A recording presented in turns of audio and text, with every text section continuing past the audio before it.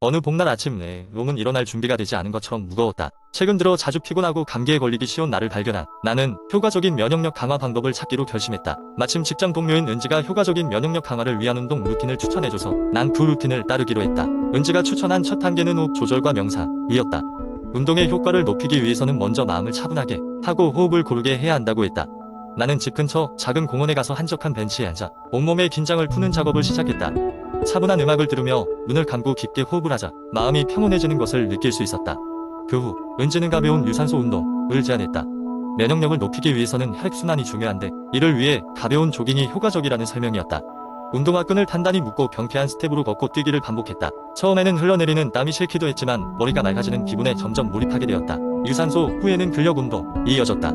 면역력 강화에 있어 근육량도 중요하다는 말을 들었다. 집으로 돌아와 매트리스 위에서 푸시업과 스쿼트, 그리고 플랭크를 했다. 처음에는 몇 번 하지 못하고 쓰러지게 일쑤였지만 반복할수록 조금씩 시간이 늘어나곤 했다. 매운 자세를 할 때마다 온몸에 활력이 도는 것을 느껴졌다.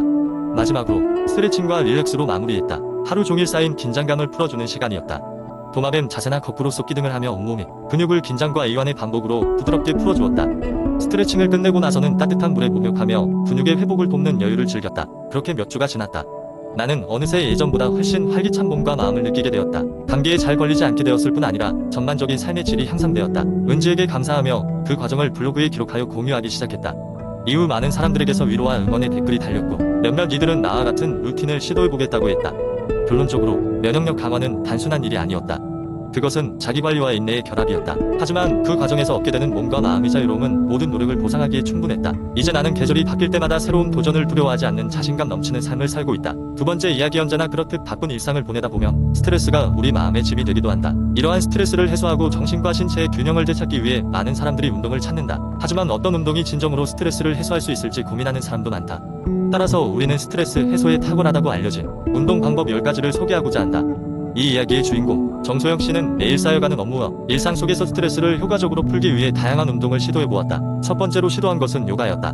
정소영 씨는 요가 매트 위에 앉아 몸과 마음을 차분히 가라앉히는 데 집중했다. 깊고 천천히 호흡을 하고 다양한 자세를 통해 몸의 긴장을 풀며 그녀는 시간이 지남에 따라 마음의 안정을 되찾을 수 있었다.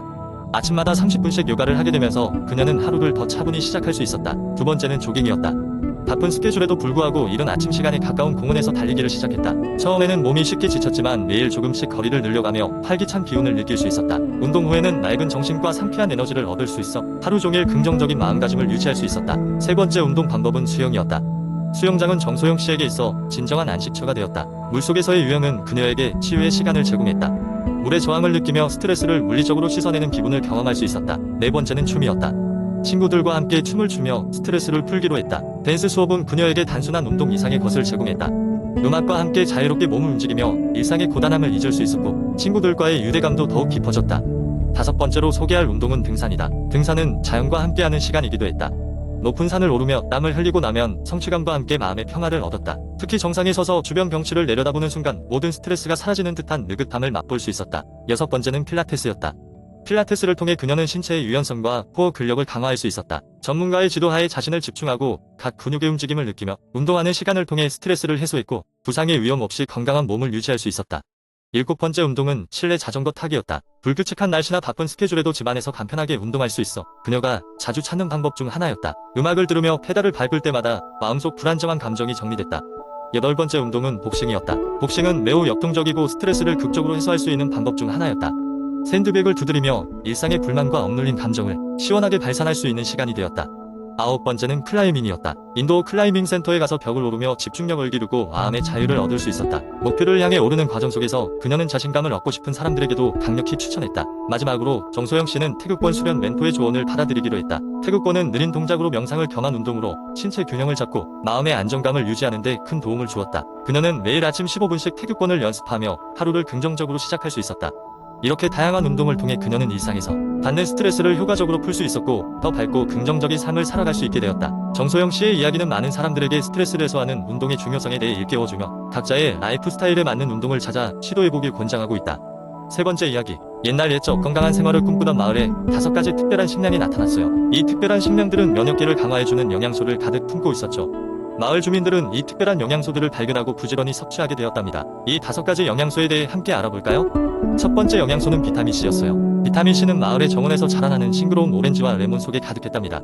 주민들은 이 과일들을 아침마다 먹으며 하루를 시작했죠. 비타민C는 마을 사람들의 몸속의 백혈구를 활성화시키고 감기와 같은 질병으로부터 보호해 주었어요. 두 번째 영양소는 비타민 D였죠. 태양의 빛이 모두에게 골고루 비추듯이 비타민 D는 마을 이곳저곳에서 쉽게 찾을 수 있었다고 해요. 특히 햇빛을 쬐은 다음엔 꼭 몸에 충분한 비타민 D를 얻게 되었죠. 이 비타민은 면역 시스템을 조절하고 각종 질병을 예방해주는 중요한 역할을 했답니다. 세 번째로 등장한 영양소는 아연이었습니다. 아연은 마을 주변 산에서 채굴할 수 있었는데 주민들은 이 광물을 정성스럽게 가공하여 음식에 더하곤 했어요. 아연은 감염의 위험을 줄이고 상처 치료를 도우며 면역력을 증가시켜 주었어요. 아연이 많았던 마을의 음식들은 언제나 큰 인기를 끌었답니다. 네 번째 영양소는 프로바이오틱스였어요. 젖소들이 주는 신선한 우유는 발효되어 요거트로 만들어졌고 이 요거트 속에 들어있는 프로바이오틱스는 장 내의 균을 증가시켜 건강한 장 환경을 만들어 주었죠. 좋은 장 건강은 강력한 면역체계의 기초가 되어 주었어요.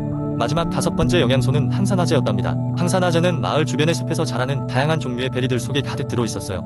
블루베리, 라즈베리, 딸기 같은 베리들은 강력한 항산화제를 함유하고 있어 세포를 보호하고 노화를 방지하며 면역체계를 튼튼하게 해주었어요. 이렇듯 마을 사람들은 이러한 5가지 영양소를 매일 식단에 포함하여 튼튼한 면역체계를 유지할 수 있었답니다.